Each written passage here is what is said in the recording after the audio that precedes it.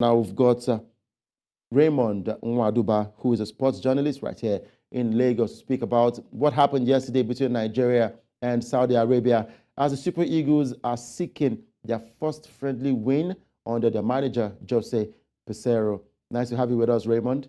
Yeah, I'm very much with you. Thank you so much, Godwin. I'm happy to be here. All right, so thank you very much for joining us on the show today. We saw the game between Saudi Arabia and Nigeria. Let me first ask you, what are your ratings and looking at the team performance from the Eagles of Nigeria? How would you rate the team and their play yesterday? Well, to be frank with you, because it's always good when we want to analyze or talk about the Super Eagles. Yes, we know it's our own, so we want to be emotional about it. But honestly, to tell you the truth, Godwin, it's below average. You know why? Nigeria's got the talent, no doubt. We have the individual, players, but collectively as a team, we are not yet there at all. Because if you look at the way they played yesterday, you agree with me that they find it very difficult streaming like 6-5 passes, together, in one suit. So it's not good for the team. It's not good for what we are chasing now, that is going to the AFCON, or even as we think that we want to win the AFCON. If this is what we are going to play in Cote d'Ivoire, I tell you, Godwin, it's going to be very, very difficult for us. Because if we can play the way we played against Saudi Arabia, coming up against the likes of Morocco and other stronger opponents at the AFCON, Godwin, I tell you, it's going to be very, very, very tasky and difficult for us.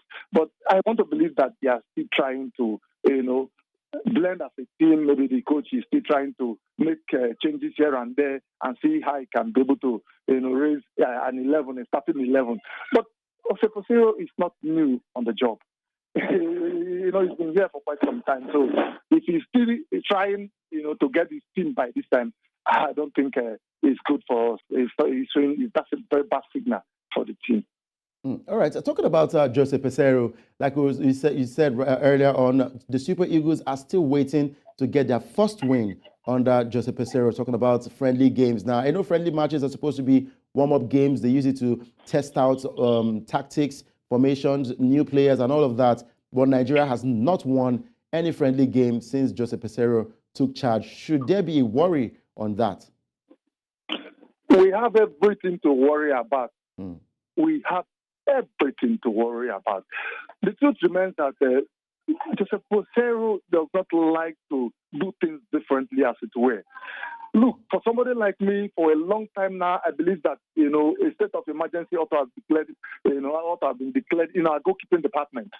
We all saw what is going on, and I think Peseiro seems not to be seeing this. And we still keep giving confidence to these same goalkeepers who have been causing us pains. Look, we need to think outside the box. We should not just restrict ourselves to this goalkeeper. Some people will tell you, where are the goalkeepers? If you go to the local league, I bet you will get goalkeepers. All they need is exposure. Why is Peseiro scared to take the by the home? Why is he scared to look? He's ending games where he would have tried your new talent. If you look at the match we played against Saturday and Principe, they already qualified for a rubber stamp game. If he didn't still choose to play all the time, that would have been an avenue to test some home grown lads. That would have been an avenue to test other goalkeepers. So yet, he's still stuck with the goalkeepers that he already knows, the same players that he already knows. You brought in, there was a gift Orban in that match. He was never used. Yes, he eventually brought in Victor Boniface. But you see, that was an opportunity to really see this people very well in a competitive game that is not, that too important. Is it when we get to AFCON semi-final or when we get to the AFCON proper that you now begin to test these players? It is during the friendly games that you test these new legs. So that is the issue. Still looking at the goalkeeping department now, and for José Peseiro not wanting to try out new hands. Looking at the goalkeeping department, of course, we should worry about it. Francis Uzoho, remember that game against Algeria, that free kick from Riyad Mahrez? He was also a blunder from the goalkeeper right there. No, that was not a Zoho post. No, I'm talking about the goalkeeping department in general for the Super Eagles of Nigeria. Okay. Now, we've got Maduka Okoye. There's Ezenwa as well. Why not try these goalkeepers? I mean, a lot of fans are saying that since Vincent Inyama quit the national team, we've not had a perfect replacement when it comes to the goalkeeping area of the Super Eagles of Nigeria. And you talked about the local league. Are there really goalkeepers that can match up what we have in the Super Eagles going forward for the AFCON and also the World Cup qualifiers? Look, Godwin, the truth is that the coach is scared to take risk. You just mentioned Vincent Inyama. 2002 World Cup, Vincent Inyama was still a local-based goalkeeper with Enyimba. Chief Onibinde took him to the World Cup. Yes, he didn't have the confidence to start him initially. It was Ike Shoromu who kept our first 2 games. But in the last game against England, where we were already out, he tried a Vincent Inyama, and Inyama was the man of the match. And that was it. It became an instant hit. Should I go on? Yeah, of course. In 2014, 2013 AFCON, had the confidence to take Africa, the local lands to the Nations Cup that we won in 2013 in South Africa. There was Sunday Mba. Godfrey Opagbuna was in the heart of our defense, a local-based player. We have Azubike Gweke. We have Ejiku Zoe. I can go on and on. He had the confidence to take these players to the World Cup. What is Peseiro scared of with our home-based players? If you don't try them, you don't know whether they are good enough.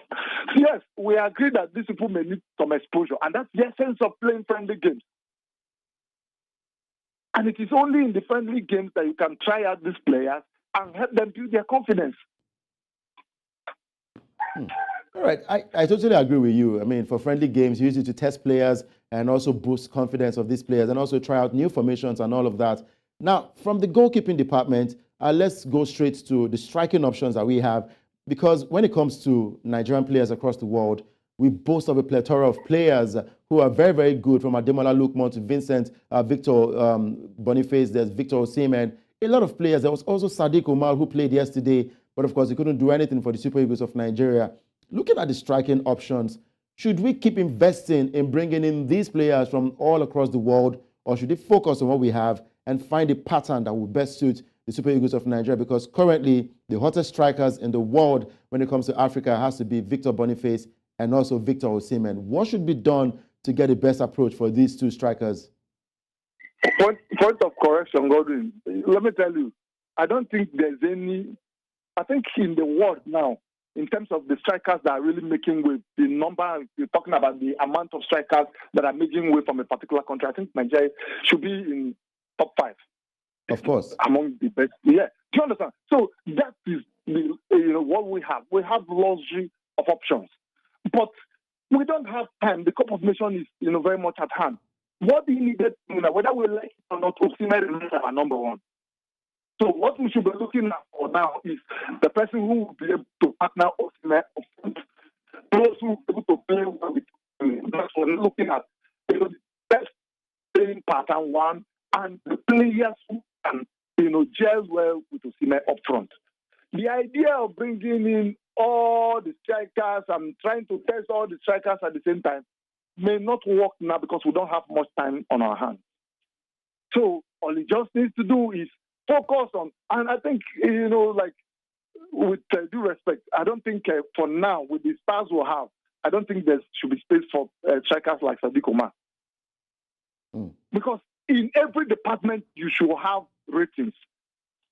Do you understand? If we call Osimhen our number 1, I mean, in the pecking order, maybe we'll have a Victor Boniface, or have, and I only know a Victor Boniface, then you have Gift Orban. So I think Omar is way, way down the ladder. So why would we still bring such players and trying to still do experiments? If we have all the time in the world, maybe later on, maybe go towards the World Cup and all of that, we can call all that to still try him out. But for now, we just need to stay with the ones that are doing very well and look at how we can now blend the team together so that the team can have this synergy going forward and be able to do something substantial for Nigeria at the AFCON. You see, I'm just too pained. You know why I'm pained? If Nigeria doesn't get it right, the way it seems, we are going to lose another generation of very talented players without achieving anything. This should be another golden era for Nigeria. And it is slipping off our fingers. It's slipping off our hands because of, mistakes here and there. And because for me, I don't have confidence in Peseiro. That's the truth. Everybody knows my stance about it. Yes, he might be a good coach, but with what he's doing with Nigeria, that man cannot give us the desired result. That's the truth. We'll see how far he will go as the manager of the Super Eagles of Nigeria. And you're correct when you talked about the golden generation of the Super Eagles. Remember when Ivory Coast also had that, and they had a chance to get to win the AFCON tournaments. This is the same thing that stands for Nigeria as they head into the AFCON in January. And a lot of fingers are pointing towards Nigeria to go all the way to the finals to get to win the tournament. But then, talking about friendly games, Nigeria still has to play Mozambique, and that's next week. So what do you see? What do you think should change? Looking forward to that game. Yes, looking forward to the Mozambique game. I want to believe that Peseiro should go back to the drawing board. One, he has to look at what has happened in all of these numerous games he has just played. One, I strongly believe that our defense is still a suspect. Goalkeeping is suspect. Yes, we need to balance the team properly. And even the attacking, line of the team, we have the attackers, but they are yet to begin to do what we want them to do. What do I mean? Yes, the goals are not coming the way it's supposed to come. If you look at the game yesterday in the first half, first 20 minutes, they were wasteful. And why were they wasteful? They were playing to the gallery. They were selfish. Everybody wants to register his name on the score sheet. It's not just enough to register your name on the score sheet. You should also be able to give assist. In football, when you find yourself in position, every good player, what makes you stand out is the ability to know when somebody else is in a better position to score than you, and you release the ball to that person, rather than selfishly keep the ball and eventually blow away the chance. These are things that Peseiro needs to work on if he wants to really achieve something with the Super Eagles. We have the strikers, and the strikers know that there's competition.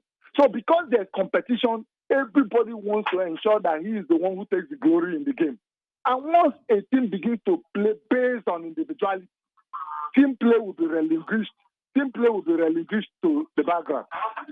Do you understand? So we should have more on team play rather than individual play.